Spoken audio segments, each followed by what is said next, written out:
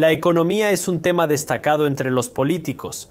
Los demócratas elogian su fortaleza al crear 16 millones de empleos nuevos, mientras que los republicanos la ven como una bomba de relojería.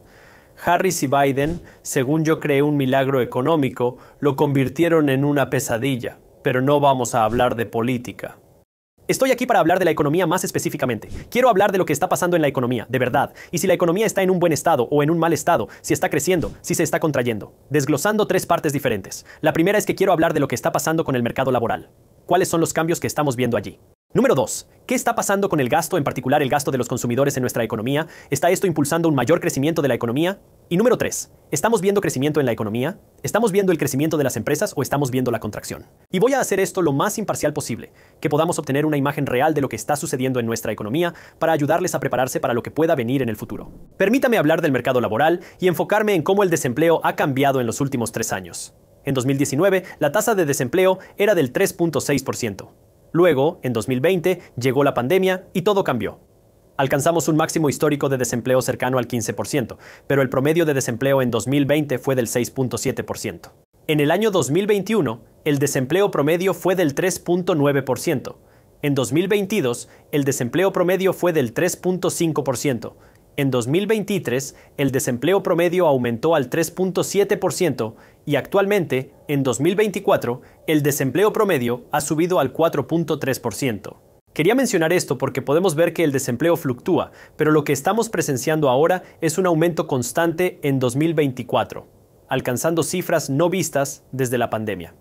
Aunque hay quienes utilizan el número para afirmar que tenemos la tasa de desempleo más alta desde la pandemia, es importante recordar que el 4.3% no es tan alarmante.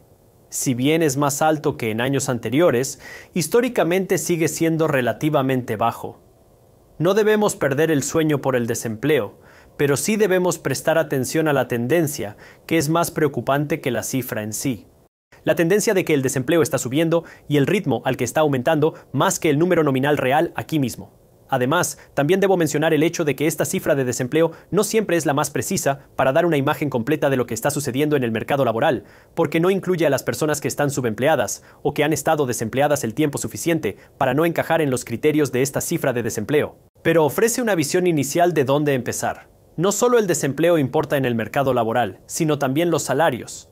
Mire este gráfico del Banco de la Reserva Federal sobre el crecimiento salarial reciente. Se observa que los salarios han caído constantemente desde mediados de 2022, cuando el Banco de la Reserva Federal aumentó las tasas de interés. Se comenta que la inflación está disminuyendo, lo cual es positivo. Sin embargo, también se escucha que los salarios están cayendo, lo que compensa esa pérdida. Además, la situación laboral se agrava con despidos. Les compartiré un titular de Forbes de agosto de 2020. El gran reinicio tecnológico analizando el aumento de despidos en 2024. Hemos notado varios despidos tecnológicos en 2024, pero también muchos sin relación con la tecnología. Este cambio en el mercado laboral es una razón por la que el Banco de la Reserva Federal planea reducir las tasas de interés. Consideran que el mercado laboral se debilita y la tasa de inflación cae. Y por ello, el Banco de la Reserva Federal confía en que este es un buen momento para empezar a recortar los tipos de interés para estimular la economía. Ahora bien, aunque mucho de esto suene a malas noticias, quiero dar un poco de esperanza al final del túnel, porque para las personas que han encontrado buenas carreras y se han afianzado realmente en ellas, han visto crecimiento y salarios y crecimiento y estabilidad laboral. Sí han sido capaces de encontrar ese tipo de carreras. Esto me lleva a la segunda parte del vídeo, que tiene que ver con el gasto, que es muy importante porque nuestro sistema económico funciona con el gasto. Cuanto más dinero gastas, más dinero ganan otros. Si entras en Chipotle y dices, dame una bola y dame el paseo extra, eso es bueno para Chipotle. Si entras y dices, dame un bol sin el paseo extra, está bien, pero preferirían que compraras el paseo extra, porque el paseo extra ayudará a pagar otro empleado, y quizás más tiendas. Si entras en Chipotle, dices, ¿cuánto cuesta un bol? No me lo puedo permitir, y luego sales con un ping.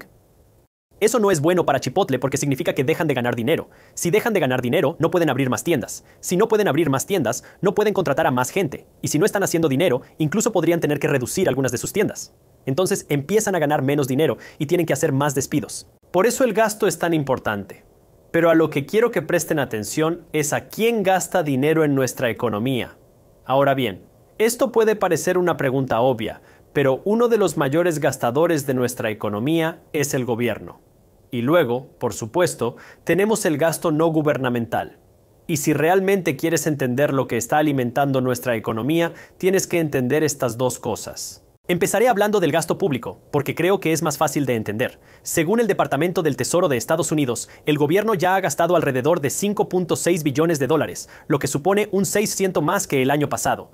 ¿Qué significa esto? Significa que el gasto público está aumentando, lo que contribuye a que la economía siga creciendo. Porque el gobierno está gastando más dinero contratando contratistas.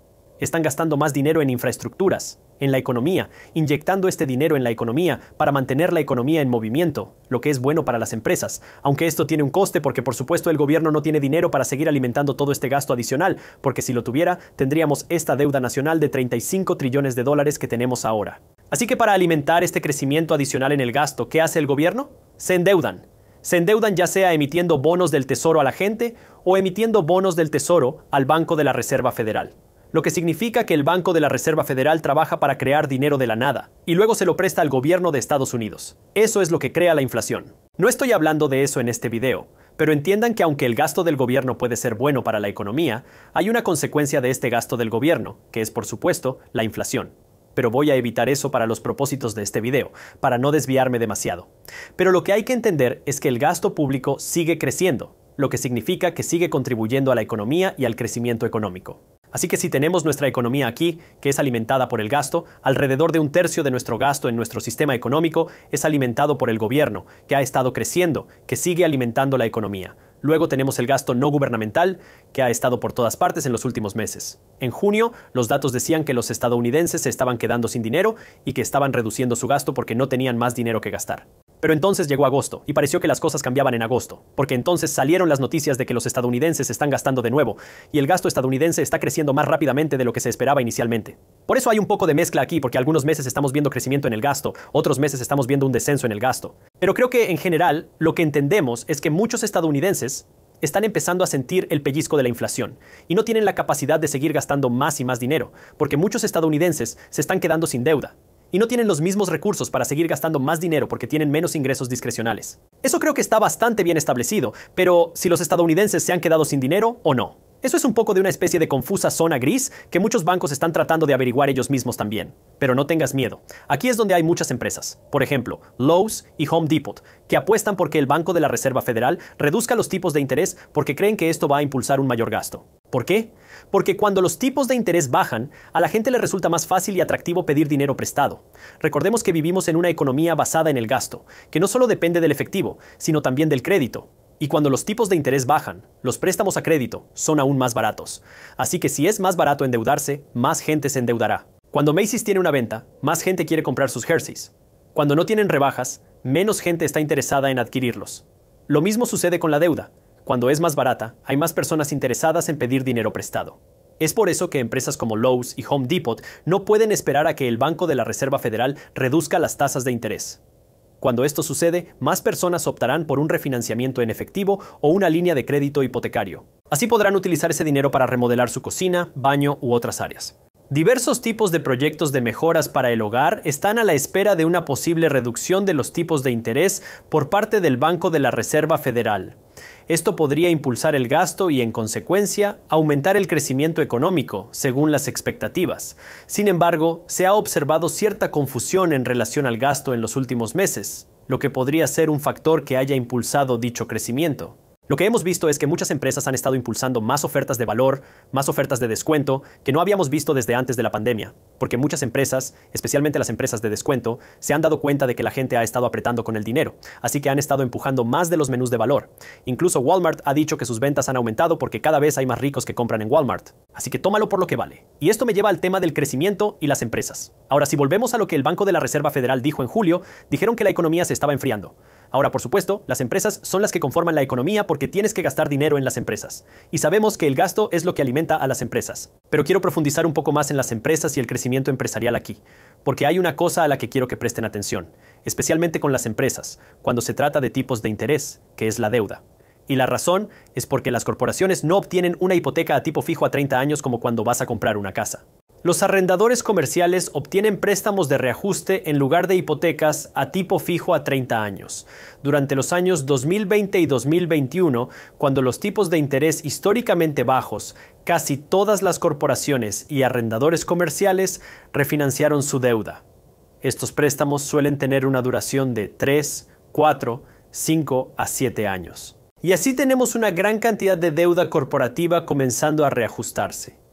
En 2024 habrá más reajustes, lo que significa que si una empresa pidió cientos de millones de dólares a un interés del 2%, ahora puede ser del 6%, lo que resulta en un costo más alto del servicio de la deuda, incluso si no se adquiere más deuda.